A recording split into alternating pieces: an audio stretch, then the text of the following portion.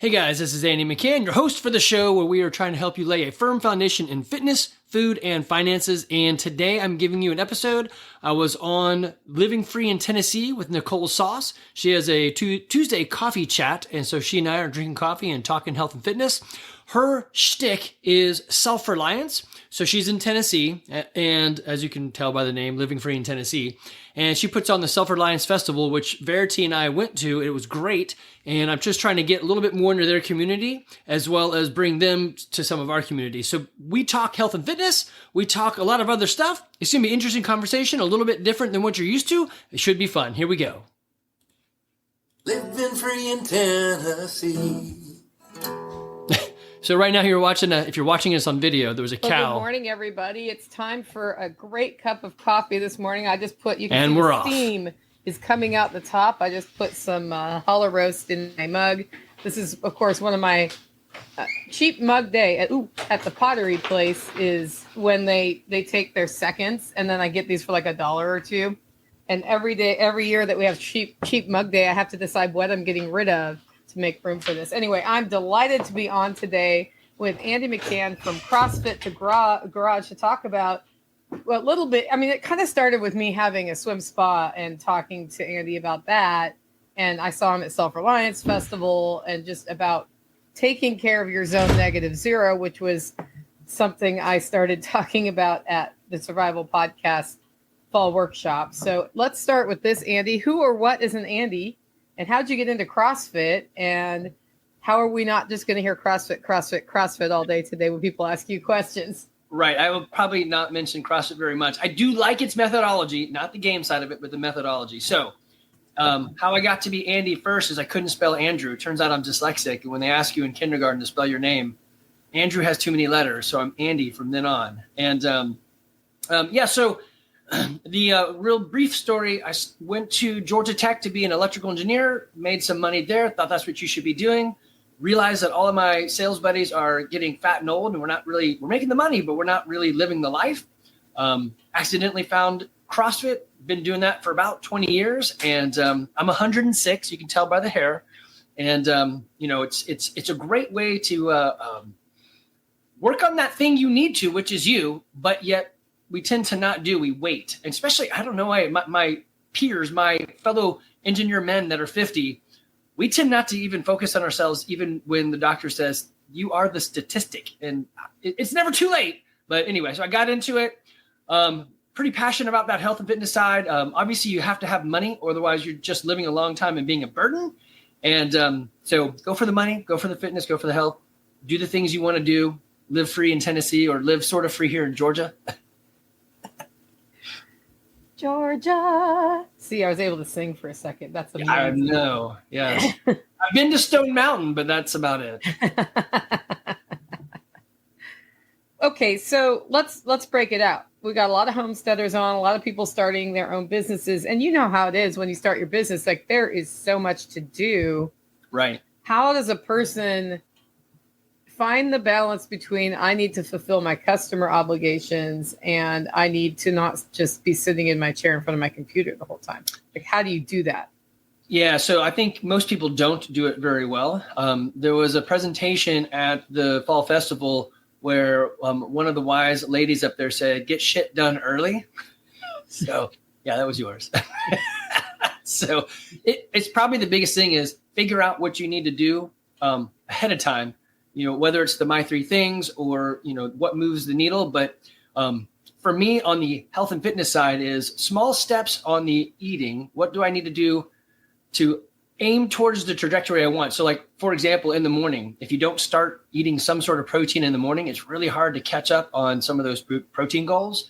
And so I'm one of those nutcases that not only am I eating carnivore, I'm trying to eat this lion diet, mostly to kind of walk the journey with my son. He's got Crohn's, and he has found that this helps with histamine or whatever. So basically I'm eating red meat, salt, water, coffee. We've added eggs and goat cheese, but you have to do things early and have a really good why for why you want to do them. So pack the stuff in early.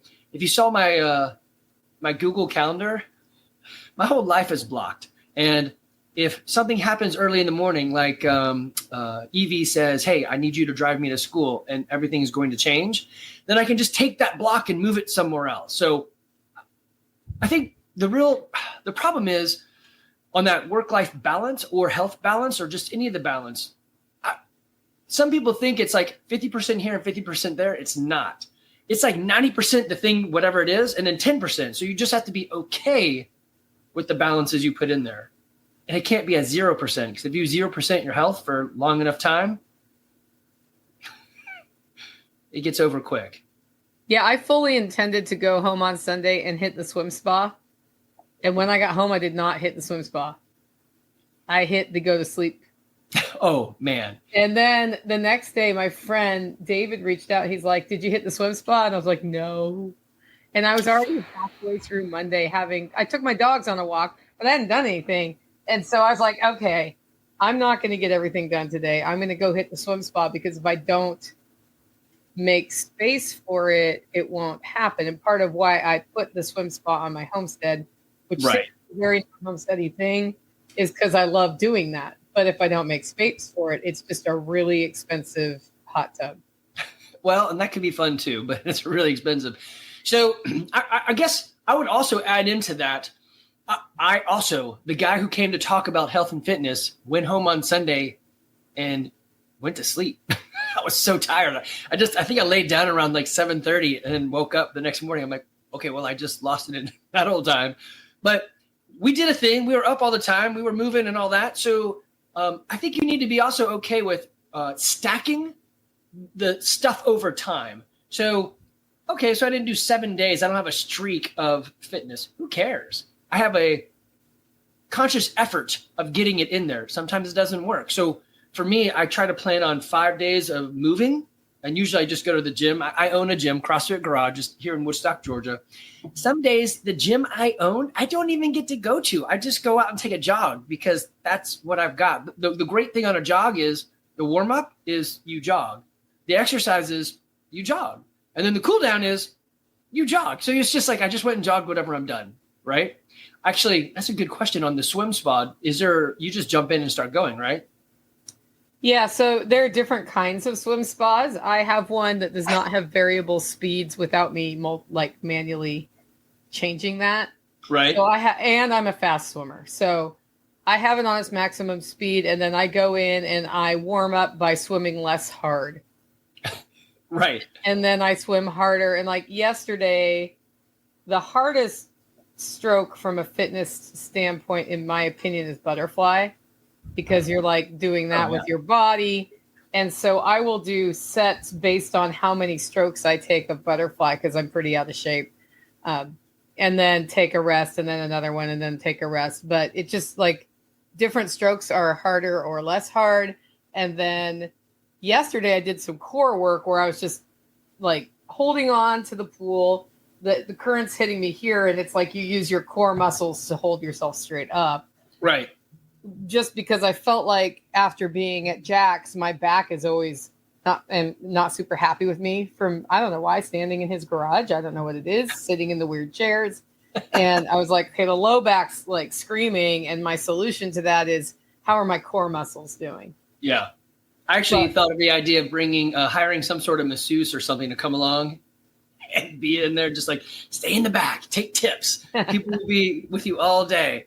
A little cement floor on your heels. Yeah, that'll do you wonders. So, I heard that you can outswim your machine. That's actually something that I never even thought.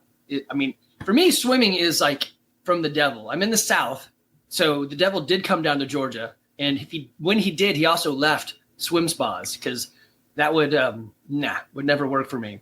So I don't know if I'm reading one of the comments there. Hey, Alabama. You said you walk your dog every day except when it's raining. I'm in this hoodie right now because I took my dog out in the rain. You know who doesn't like the rain? This guy. But the dog doesn't care. Of course, wet dog is kind of awesome. No. But it's still steps. So keep doing it. And if you can get yourself, dry, keep your steps in there. There's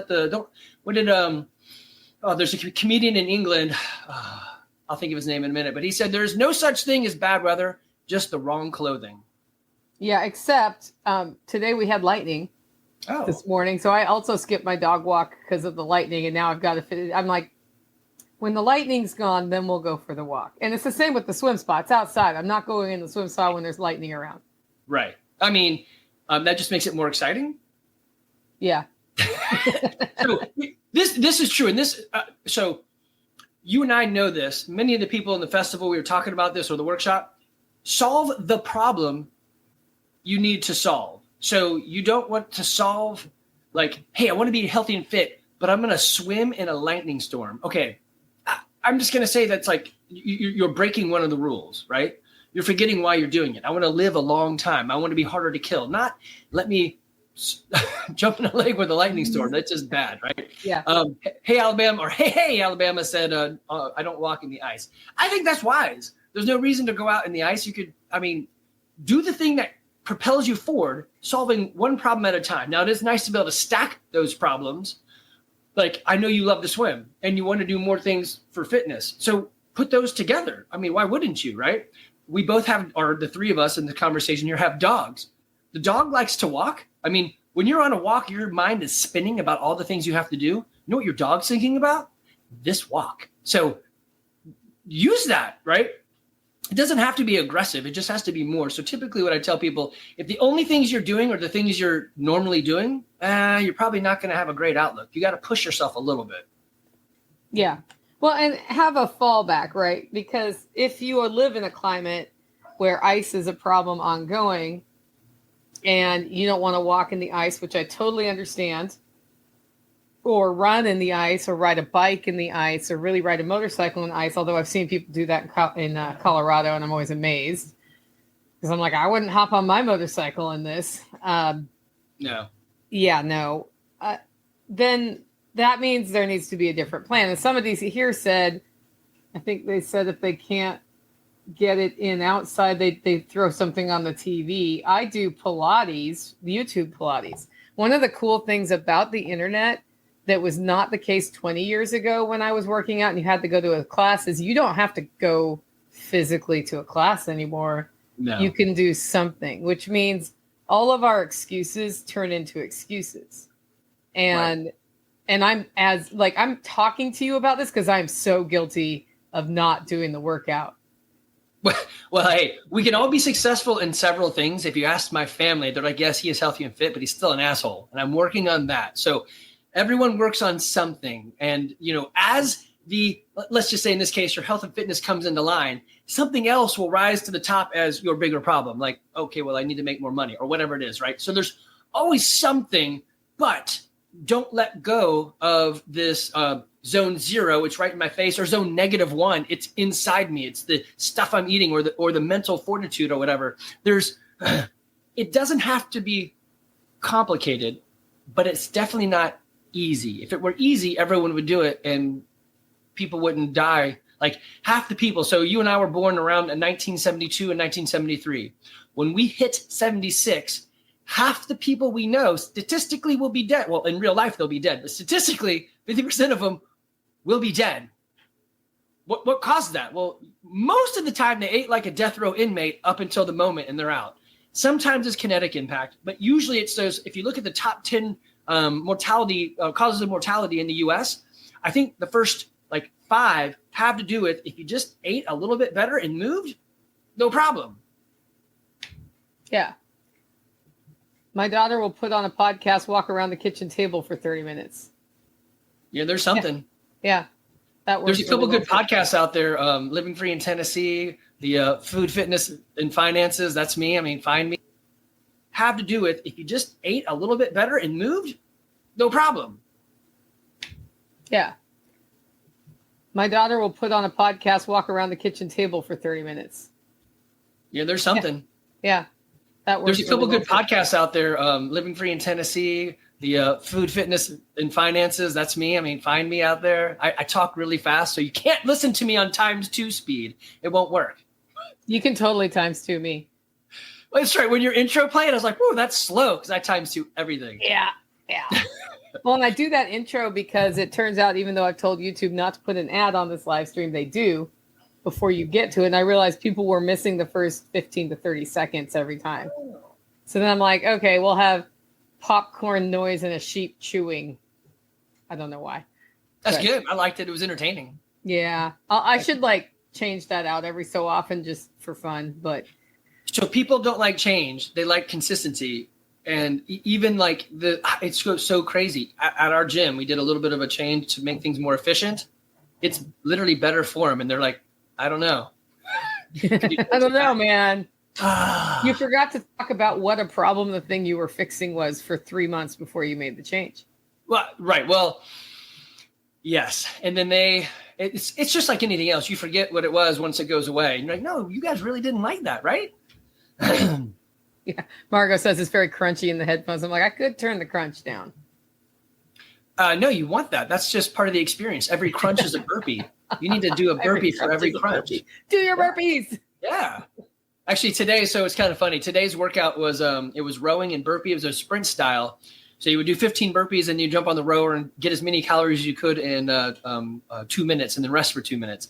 Everybody always says, I hate burpees. Guys, it's mindset. I've been saying for 20 years, I'll just tell everyone I like them. And weirdly, I don't really care for them. There's a weird movement. You drop on the ground, you stand up and jump and clap, right? It's tough. It's exhausting, whatever. But I've said it for 20 years. And now people say, oh, Andy, this is one of your favorite workouts. I'm like, great. It just becomes a thing. Yeah. So let that like sink in. It's in here a lot of times. I am the type of person that's healthy and fit. What does a healthy and fit person do for choices? They get the hard shit done first. They go out and do the swim. Well, maybe not like yours actually is. You can warm it up, right? Well, I keep it at 80 to 85 degrees right now. You don't want to. Well, maybe you do want to swim. Well, so I'm getting my first test this week where it drops down to freezing. Oh. And now I get to see what it's like to run wet from the swim spot all the way up to my house after a workout, and to also take like, woo, it's cold outside, get in the swim spa. But I feel like because it's going to be warmer than the outside air, it may not be as bad as I think it will be. Because like yesterday, it was 75 degrees and I'm in the sun, so it feels warmer, and it was kind of cold getting in. Right. And then once you work out, it doesn't matter. Like your body temperature gets up. But when it's 37 degrees outside, I feel like I'm going to be like, man, it's cold out here. I think you turned it into a feature, not a flaw. So the feature is people want a cold plunge. I'm going to cold air this thing. Let's do it. And I'm going to walk slowly and embrace the sock and do my box breathing and then walk like with intention. And then when you get inside, you're like, you can to Mother Nature. Like, I own you. Yeah. That's cold. Yeah. The other struggle I've had is underwater music. Okay. So here's something interesting, Andy. I had so many people pull me off to the side to ask me specific questions about the swim spa. They were like, how does it work? What is like, how do you get it work? Like all of those things. I had no idea so many people were interested in swim spas. I didn't even know it was a thing. Yeah. I didn't know you could have it at home. I know people had them places, but not like, I could get that. So yeah, it was intriguing. Just a full disclosure, I don't outswim an endless pool brand on their elite line. I've looked it up. I outswim everything else I've tried. Huh? I looked them up. They're like, hey, Nicole cannot buy this because she makes us look bad. Well, Nicole did not want to spend $65,000 on a pool. Dang! Yes, okay. That's why most people don't have those. I don't outswim that one. And you can set your workouts and it varies the current, which is kind of cool.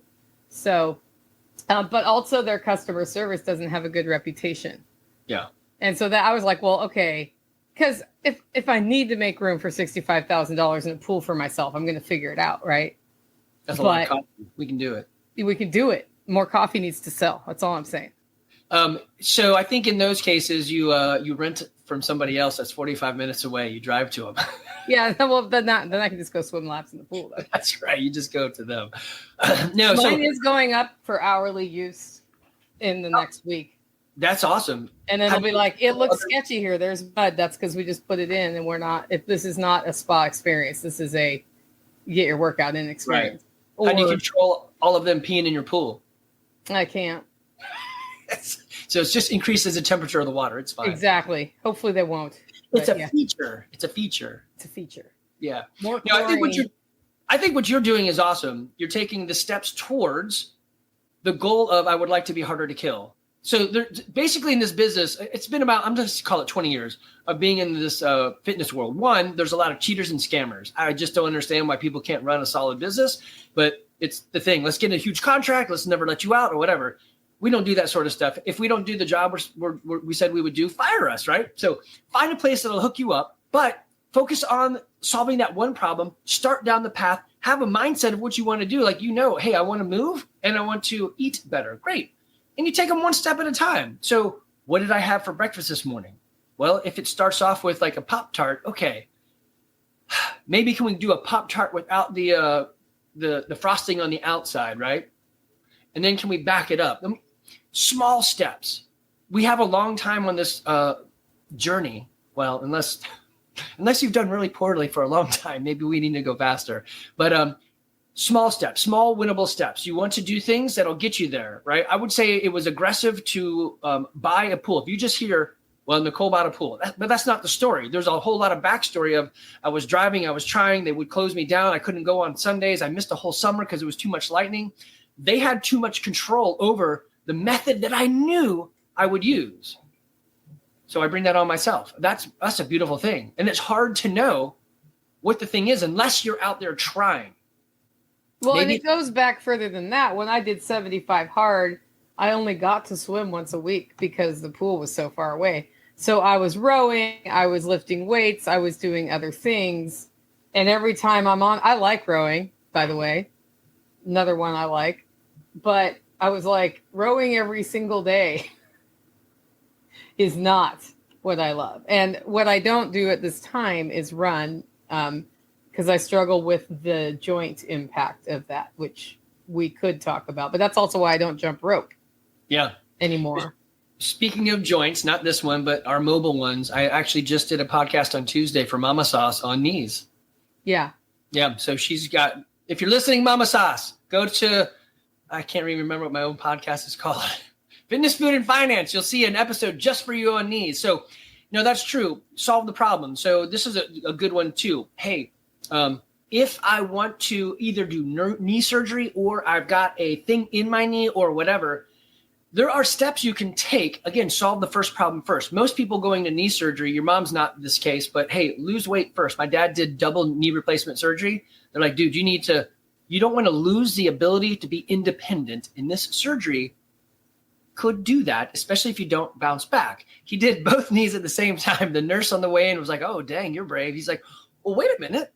I thought, and so it was too late by then.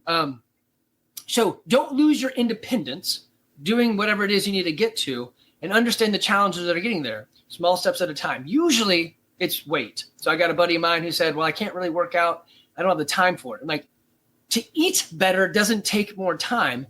First, eat less, which is actually making more time in your day, right? So aim for that thing on the health and fitness on the inside, the zone -1 or the 0 or whatever it is.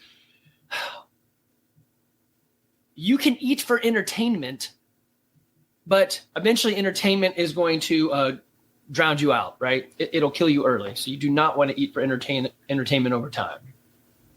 Well, I think the other thing with your Pop-Tart example, because when you start the day right, and this is something else I learned on set,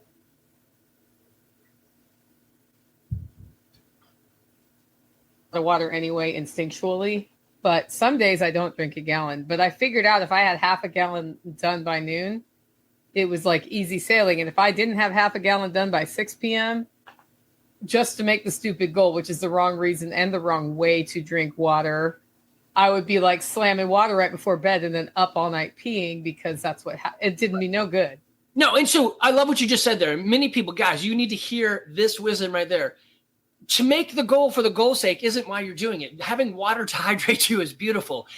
Waking yourself up, and I am so guilty of this, 4 or 5 times a night and not getting great sleep because if you don't, I'm pissing the bed, then you're exchanging one problem for another problem. Now, I can see sometimes that might make sense. I'm addicted to a thing. Okay, great. Let's introduce cigarettes. That's less of addiction or whatever. I don't know, right? So am I into smoking? Not really, but sometimes you need to knock one thing down to get the other thing. But if you're going to drink a lot of water and you're going to wait until 6 p.m. just to hit the goal, but I'm going to ruin my sleep. Well, so they took, I want to say it was lacrosse players. They took some college lacrosse players and they said for 1 week, we just want to do some sleep deprivation studies and see what happens. In 1 week, all their biometric stuff said, y'all are pre-diabetic. Just from the lack of sleep. They could eat whatever they want, do whatever they want. It was just sleep. So, man, don't just hit a goal to hit a goal. Don't go walk in the ice to get your miles. Come up with something better. You probably have stairs in your house. Go up the stairs a bunch of times. Yeah, or do, just body movements, squats and whatnot. So you said in your presentation at Jack's, you were talking about squat below 90 degrees a certain number of times a week. Yeah. Maybe it was 3. I was like, there needs to be a Telegram channel where the Andy bot's like, today is squat day. So this is the general mixture of like preparation. Hey, like in the world of preps, you probably should have some gold and silver. You should probably have a way to have water, right? There's some just good ideas that you should probably have. In the world of health and fitness, in 20 years, this is what this engineer has come up with. I love to dissect it, create a plan and whatever. So if I'm going to work out for 5 days a week, 3 days a week, I should squat below parallel, which just means the top of my hip crease goes below the top of my knees. So I'm getting a full range squat 3 days a week. I should lift something heavy. What's heavy to you? It's just, I don't know. You should lift something heavy, some external load that you have to articulate up and down or whatever. And you should get out of breath 2 or 3 times a week. So mix those together as much as creativity will allow. And technically right then you have CrossFit. The methodology that I like about CrossFit as an engineer is constantly varied functional movements executed at high intensity. And then I've added in there over time, sometimes. You don't always want to go crazy hard, but those movements are going to keep you moving through life. Not going to the games, that's just dumb. And not doing nothing. And that's a double negative. I don't know. You know what I mean? Fine. We know what you mean. We mean what you stand. There you go. Sweet. How the turns have tabled. Right. To do something and make those small steps. Doesn't have to be big. You don't have to start with, I love that program. What is it? Couch to 5K? Yeah, I did that.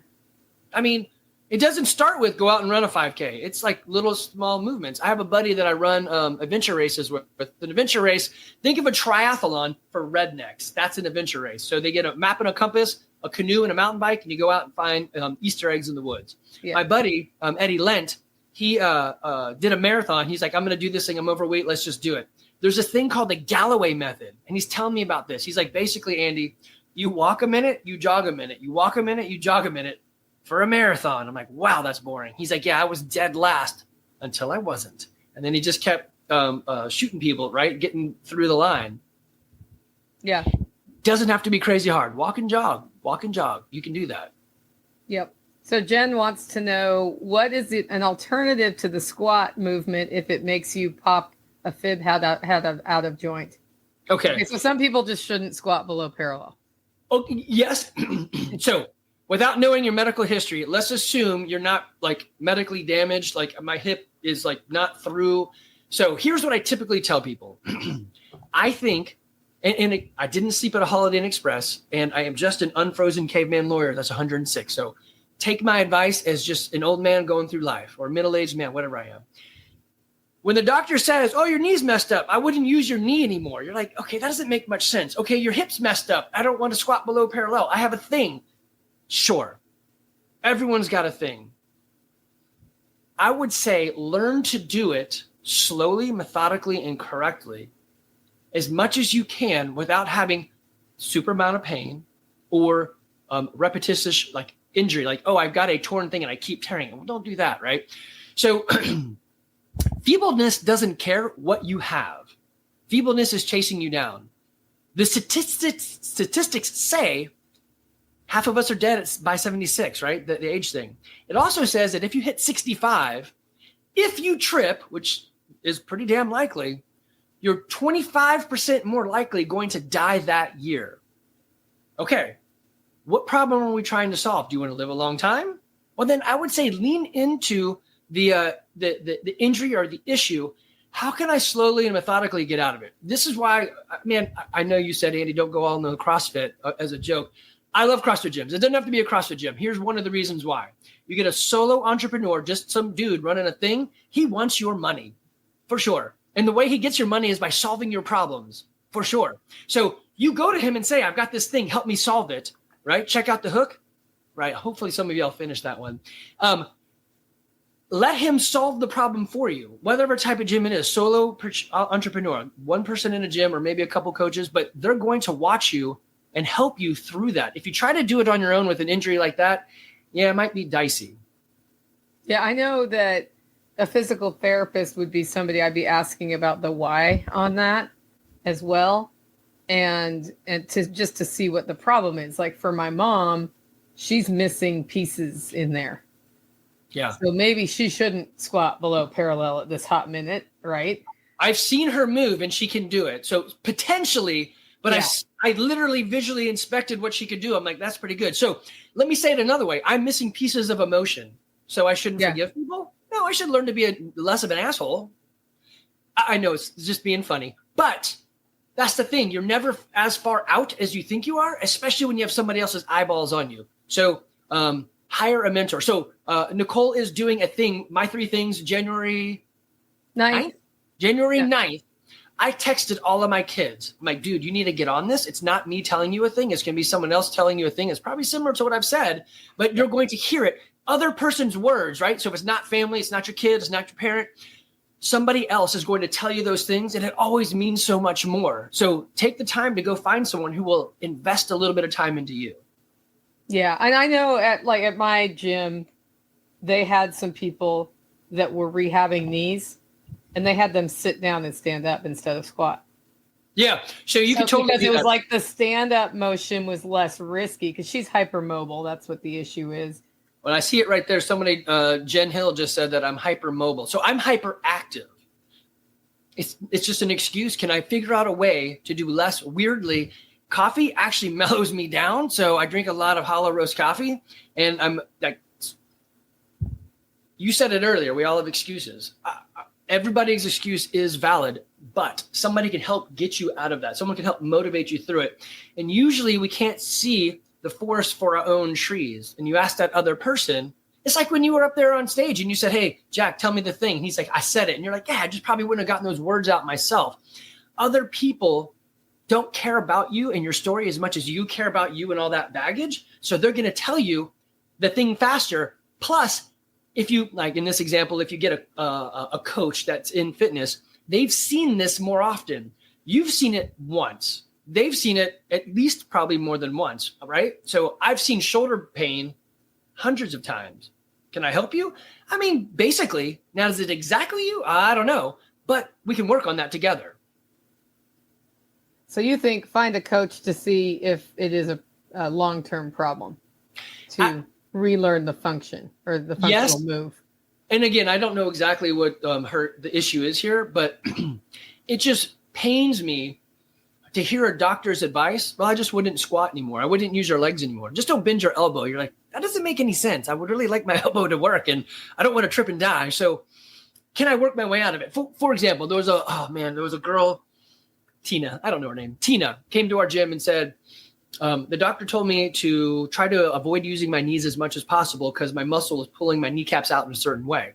She said, is there anything else I could do instead of not do that? He's like, well, you could learn to lift weights. She's like, well, why wouldn't I do that? So she came to our gym to learn to lift weights correctly so that she could then do her own thing on her own time for the rest of life, keeping her legs strong. Yeah. Dawn's saying, what about a press machine? Same motion, reclined, more control over the weight. Yes. So here's, yes, I am a fan of whatever you will do if you'll do it. So the best program out there that you don't follow is a shitty program. The worst program you actually follow is better because it'll make some movement, right? So here's my thought on machines. If you don't know what you're doing, read the label that they usually have there and just do what it says. I would probably pick a teenage boy that's lifting and be like, hey, teenage boy, how do I do this? Slide him some Bitcoin, some Satoshis. They're going to tell you. They may not know what that is, right? Buy him a smoothie, whatever. He wants to get his gains. Give him some creatine. Ask them for help. So when you're on a machine, bench press, I'm making numbers up here, but roll with me. I could probably bench press 200 pounds on a machine. With a bar and the weights, I'm probably at like 170. With dumbbells, I'm at like less than 100 pounds. So the more freedom you have the less weight you have to lift, but you're giving up stability. So dumbbells are the ultimate in free form. You've got not just up and down, but you've got all three axes, axi, whatever. You can move in all the dimensions. So it'll work you out in a different way than the machine will. But what's the problem you're solving? Hey, I'm very not stable. Go with the machine. Yeah, the robots are going to take over the world anyway. Start dating them now. Like, get on there and get your sweat all over that machine. So we were talking about zone -0 or zone -1 at the TSP workshop a lot. Can you kind of explain what that is and why it has the negative in front of it? Yeah, so that's like that inside of you part, right? So when you put up your garden, the best place to put a garden is a place you're going to see it every day. The best place to put the thing you're going to want to do. Let's say, for example, I don't know, this just came to my mind. You want to get a piano. You want to put it somewhere useful. If you put the piano in the basement away from everything, probably not going to play it very much. If you put it in a place that you pass by all the time, you're going to use it. Another example, Levi, my 18-year-old, is like, Dad, it's time for me to bulk up. I'm like, great, what do you want to do? He's like, I think I'm going to do the peanut butter challenge. Fortunately, to get out of the house, you have to walk by the kitchen. So we just left a jar of peanut butter and a spoon right there, and it's just Levi's, unless you really want to risk whatever he's eating, right? That's a whole nother way to like get yourself better. But anyway, that's zone 0. It's in your face. Zone -1 would be you taking care of yourself, which, I mean, arguably, all of us that are interested in the idea of homesteading, your chickens need you. Your garden needs you. If you aren't able to lean over and weed or spread the chicken feed, then you've created a system that's not going to work for very long. So you need to take care of that major component. And many homesteaders are working very physically hard. Like Tactical was just next door at the pasture running up and down a very steep hill. And if you think in your head that you know what a steep hill is, just it's steeper. We'll just put it that way. Because the sheep got out last night in the thunderstorm. So, and he lifts up, bales of hay and feed and that sort of thing. Why would he also want to look at a fitness program when he's already running around burning like 90,000 calories a day? Yeah, no, that's a great one. I think if you're moving, that's awesome. If you're lifting, like you talk about Farm Strong, they look at, I used to wrestle. We feared anybody that came from farm country because they're just going to crush you pound for pound, right? But you also want to give yourself some training in that movement. Many times when we're lifting, like, I don't know, I just bought some chicken feed, some scratch, right? It's a 50-pound bag. How am I going to get it up on my shoulder? I need to practice that movement. I don't get to warm up for the 50-pound bag. Guess how much it weighs? 50 pounds. So I don't get to like, well, let's start with a 10-pounder. Then, right? So there's no warm up. So you need to prepare your body to be able to express that movement pattern you want. So I will literally do a clean and a jerk and get the bag up on my shoulder, then walk it down. Do I need to do it like that? No, I could probably like drag it and like whatever. But you want to help your body as much as possible. You don't simply want to, well, I mean, you could just go out on the field and do your thing. You're going to have some great results from that. Like they didn't come up with the farmer's carry for nothing. It's a great exercise. Hold on to something heavy, walk. But you also want to do it a bit more controlled and with some more intensity. So when you're out on the farm, you don't want to like pass out, like lose your breath or whatever. You just want to get the work done. When we're training our body, we want to push it past our normal spot. So like I said, 3 days a week, squat below parallel, 3 days a week, lift something heavy, and 3 days a week, get out of breath. So weirdly, in the methodology of CrossFit, the constantly varied functional movements executed at high intensity, the single thing they can point to say, and especially now after 20-something years of data points, intensity moves the needle further in your health and fitness than almost anything else. What is intensity? It's power. What is power? It's work divided by time. On the farm, you like to do your chores quickly, but you don't want to do it like, I mean, you may slip up a hill, you may fall down or just the grounds. Like it's not as controlled. So we want to control some of the factors so that we can add some intensity so that our body can express a better level of change towards fitness. Yeah, I like how Jen just put it. Intentional movement is different than work movement. Oh, yeah.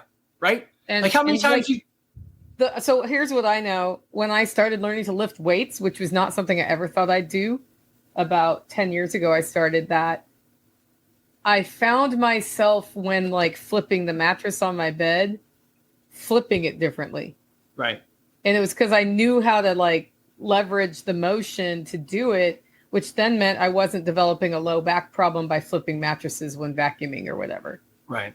I know. I just found out you're supposed to like flip and rotate your mattress. I'm like, It depends on the mattress now, right. But yeah. But that's exactly it. So if you do it one time or a couple times or you don't know, but when you train the movement, you get to be like, oh, I can actually like, I will put things up here on my shoulder many times, a bar, because we do this all the time. So now I can grab this, lift it up there and walk it down, no problem, because I'm training that movement. Now, it's weird when you hear somebody say, but this happens all the time. I was at work, I did a thing, I reached over and I pulled, all of a sudden I tore my whatever, right? So yes, we put ourselves in compromising positions all the time. Imagine if we had a tiny bit of training. As an example, my kids like to fight. My two boys were like, yeah, let's wrestle. It's wrestle time. Let's fight it up. I've got 4-ish years of wrestling under my belt. They have 0. This guy wins all the time because I know how to cheat. They go to college after wrestling me for a tiny bit. They join fraternities. It's time to wrestle because that's what boys do. We drink and we wrestle. I don't know. We always wrestle. They're like, Dad, this is crazy. I can actually like wrestle people down. The internet gremlins just came in for just a second. Oh, oops. And that's how you make $1 million. Cool. I don't know if we just heard a story or you're just saying that as a joke on the way back in. That was just a joke. That's my standard. They all missed it. Yeah. So what I was trying to say though is Kennedy, yeah. it's the idea, but when you know a little bit and you take it with you, it can go a long way. Whether it's a wrestling skill, a movement skill, a financial skill, internet skill, right? So another one, I made my boys do chores, a lot of chores. He goes to the fraternity and they're like, hey, Levi, you seem to know how to do stuff like use a drill. Got them out of a lot of pledge work, but it goes pretty far. They're like, oh, Dad, I didn't know they didn't know how to do their laundry. Thank you, I guess, right? So training yourself for those times, I mean, it's useful. Plus, you're going to develop other, like your shoulder especially is a weird joint.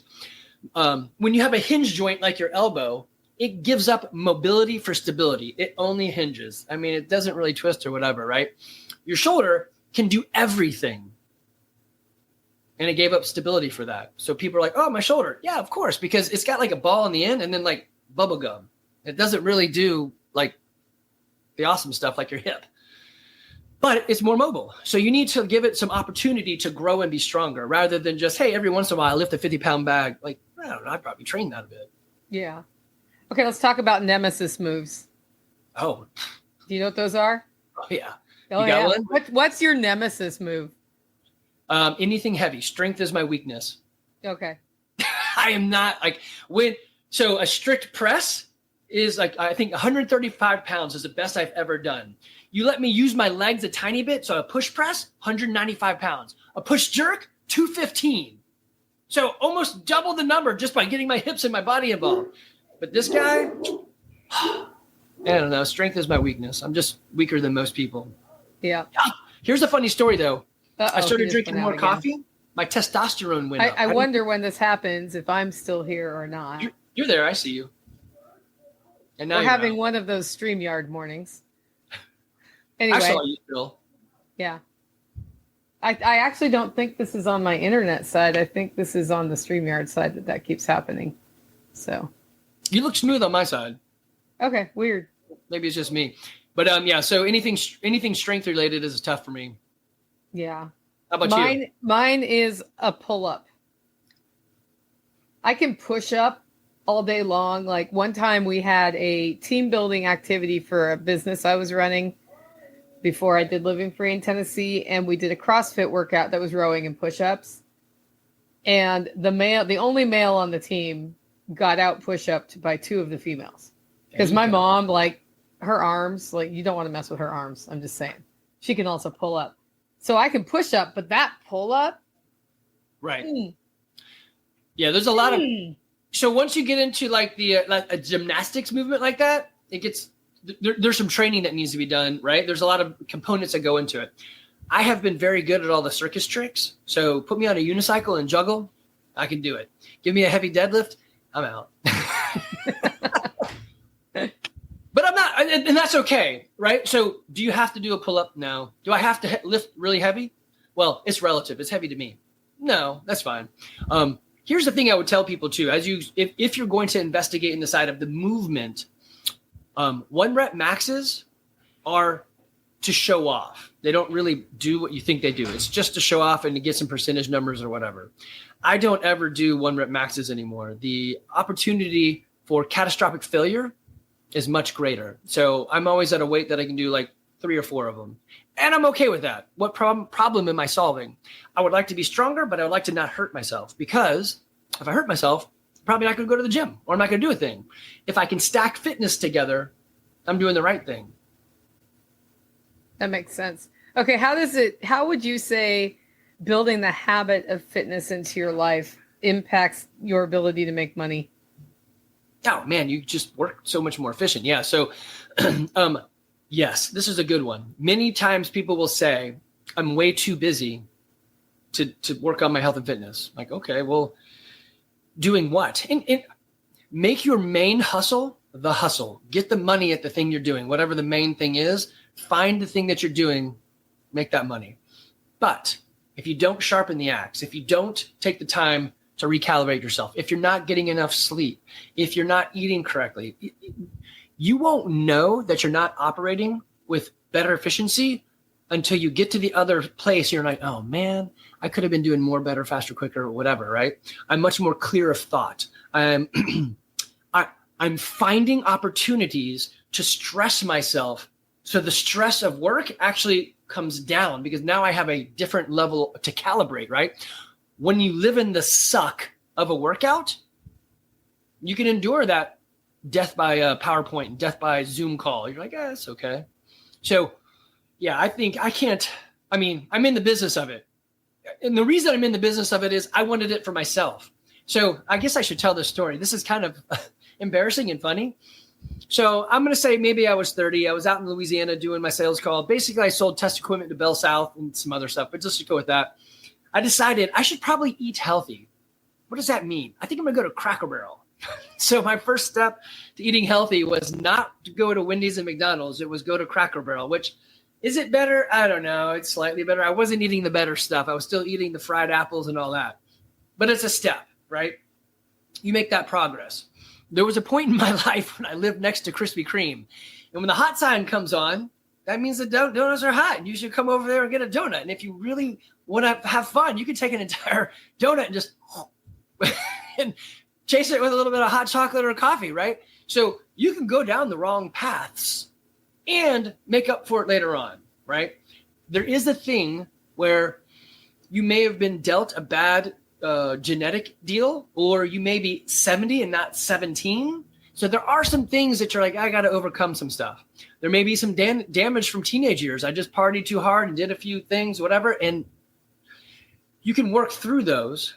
Yes, they may limit you, but it doesn't have to end you. And you can push past those. Right. So what I've found is when I'm having like a critical path time, which critical path means the deadline's coming and you have to work every moment to get the deadline done. You know what I'm talking about? Yeah.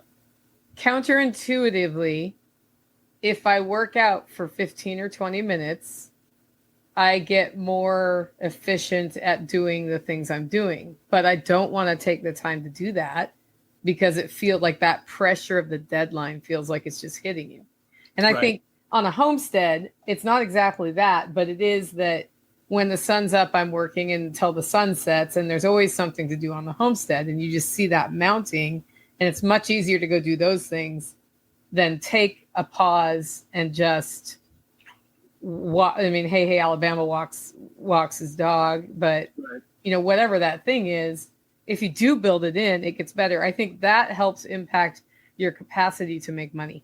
Oh yeah, for sure. Because, I think the complaint is people who are into fitness are hard coworkers because they're going to leave at 6 every day and go work out no matter what.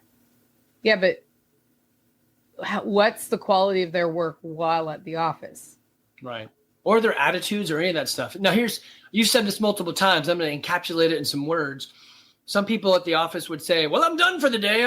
Work is done. I've finished I'm like, I have never actually been done with work. There's always more tasks. I've got I should aim the camera down. You can see what my desk looks like after being gone for 5 weeks. I've got so many things piled up. I'm trying to sell a house. I'm trying to do a 1031 exchange for a house so we can get a house in UGA for a kid who's got Crohn's. I'm trying to buy the groceries to eat on this. I mean, that's just me. Then I've got work. Right. But I have the energy to do it. Like I said, I'm 106 and eating a little bit, eating okay and working out is going to give you that energy, that vibrancy to continue to move to do the hard thing. Now, some of you may be thinking like, hey, I don't do anything. Where should I start? Literally anything's better than nothing. An easy one is I told a couple buddies of mine, do like 60 seconds of burpees. Just get down on the floor, get back up. So yes, you're moving. It's a very big change in your center of gravity or your center of mass. You're all the way down, you're all the way up. But it's doing another powerful thing. It's teaching you to get off the floor. And that's a thing that I don't know why, but we lose that. We lose the ability just to get off the floor. So practice it. Only 60 seconds. Maybe you only do one. Maybe you only do two. That's okay. It's a start. It's something. If you do something every day or almost every day, it really helps. And I think the other thing is reach out to your community. Like we have a community here in LFTN. We have groups where people post their My Three Things every day. Some of our people in their My Three Things say, go to the gym or do the workout. We've got a planking group going, and you report how long your plank was. Mine is the worst out of all of them, by the way. And they admit they didn't do it. Like they're not lying, because you could totally lie in those groups. They're like, yeah, I didn't do it yesterday. And the whole point of that is there's an accountability there. And I find when there's an accountability there, I'm much more likely to do the hard thing. Yeah. So that's another good one. Take people along for the journey. So I'll go for the expensive side, hire a mentor. They're going to want you to do it. An easier one is find a friend and say, hey, keep me accountable. Find a group, a community. We're all moving towards that together. Keep us accountable. That's a beautiful thing. When friends really care, they want to invest in you. They know that that's part of it, right? It would be nice if I could coordinate it with somebody, but it can't. Like, let me give you an example. I will teach everybody everything they could possibly learn and then say, do it at your home. Buy your own home gym and do it. The weird part is many of us, when we buy that stuff at the home, we just don't ever use it. It becomes the ultimate inconvenience, but there's nobody to keep us accountable. You, like me, I am totally an accountable person. I want to be on a team. Everything is better when you're part of a team, right? So I want to go into class and, Nicole's like, what's up? I'm like, what's up? Right? We're all high-fiving each other. We're talking. They're like, wow, you only did like 2 burpees. I'm like, that's fine. But I'm there and I did it. If I do it at home, it just is hard for me to do. So I like that class or that community engagement.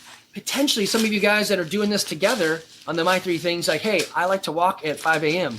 Get on the phone with me and just call me. Let's have a quick chat about the day coming up, right? You could kill 2 birds, 1 stone. You can partner up. That helps. Maybe it doesn't make it completely successful, but yeah, having that community, having somebody to go along with you, man, it's hard to refute the power of 2 or 3 or more. Jen says scheduling it has been imperative to my rehabilitation, and she does 20 minutes in the morning and 15 minutes in the evening, and she's done a whole reset. So she's also very good with her scheduling. She's one of those people who's very schedule oriented, which is helpful to her goals. It took me, man, I was a paper guy. I would print off a calendar. I'd write it all down there. We had a wall calendar. We put it up there, all the kids stuff happening until somebody put their shirt across it and deleted everything. I'm like, oh crap. But I haven't really thought of that. And so I made the slow change over to a Google Calendar, and now I know Google's got everything, whatever. I'm willing to have them. All of my stuff's out there anyway. You sort of give up privacy when you do like what we're doing. But man, being able to track and move and grab the block and move it in there and then schedule it like, hey, I want this to repeat every Monday. Yes, please make it repeat. And it just puts it out there. Oh man, guys, schedule stuff. Use the power of scheduling and the power of waking up early. Yeah. That doesn't resonate with some people listening to this who like to work at night. But for me, the older I get, it's better to do things first or early. And like slowly my natural wake up time has just moved earlier. Oh yeah. Yeah. And sometimes, it's great to be on a schedule. Your body is going to appreciate that. So I know we didn't really go much into sleep, but 8 hours of sleep if you can. Some of you need less, some of you need more. That's a great way to recover. If you wake up early, that means you're probably going to go to bed sleep. So you got to figure out the problems you're solving. For example, I do want my 8 hours of sleep, but I've got a teenage daughter that I'd like to see before she goes to school. So I can't leave for the gym. So, right, what problem are you solving? Force rank your problems, figure out which ones are most important, and see if you can, wiggle them in together or weave them in together. Cool. Well, we're running out of time here. I've got a question for you. You know about my swim spa. I do. And what I'm finding with the swim spa is I get a good workout, but it's kind of the same. So what would your advice be to vary that, vary the outcome of a different workout in the spa? Because jumping in and out of the spa is not a thing. Yeah, so you can do modulated intensity. So again, constantly varied functional movements executed at high intensity. One, you're not constantly varied, but you're moving. So whatever, right? Functional, I mean, you're moving, your legs are going back and forth. Maybe we're not always swimming at all time, but it is pretty functional. High intensity. How can I add some intensity to that? You said you can outswim. You said you can outswim the machine. Potentially, depending on the distance of it, you could power, touch the top, and let it push you back. Power, touch the top, let it push you back. Now you've got sprint intervals inside of the machine. Now, you can't breathe underwater, so I don't know how all that's going to pan out. I do like the idea of controlled breathing. You're sort of forcing yourself into a box breathing-ish, right? Man, I think everyone should understand the power of breath. I think somebody posted on the side earlier, Wim Hof breathing, all that stuff. But you could add or modulate the intensity right there. Is there enough room to outswim it and then coast back? I'll try that today. Yeah. I'll see what that looks like. Yes, there is. It might be too fast, but I could mess with that. Because I'm on a tether too. I can tether in two directions. Oh, that's interesting. Yeah, I don't know. But that would be the thing. If it basically the swim stream is going to, or the swim pool or whatever, it's going to give you current. Yeah. How can I fight the current differently? Right. I would say if you could get in and out of it, but you don't want to ruin a thing or cause a thing, that's pretty functional. Climbing out of a thing, climbing back in. How deep is it? When you stand up, are you Yeah, it's here. Okay. So you could probably do some stuff underwater. I can do different underwater things that are not swimming. Yes. Yeah. So that could be a thing. They also have water-based weights or something. Now, again, I wouldn't put anything in there that would compromise the lining because that's an expensive bit, right? To take some heavy dumbbells and then drop them and they hit sideways and you've lost all your water. We're solving the wrong problem. So I'd probably first start with how do I modulate my intensity with the stream coming at me? Instead of being constant, can I burst, come back? But again, I don't know the size of it, but that would be a first thought. Maybe hit me with a picture of it, or actually you're streaming that now, right? Yeah, sometimes. Yeah, so I'll try to find that on the stream so I can see what it looks like.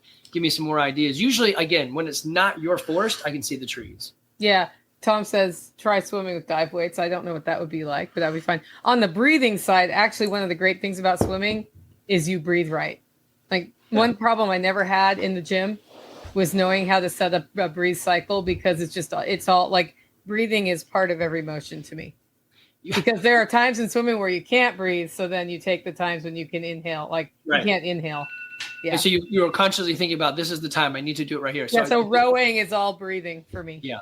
There are many times a day when I'm doing coaching or whatever where I'm telling people, I think you would do better if you actually breathed instead of trying to do 10 clean and jerks holding your breath.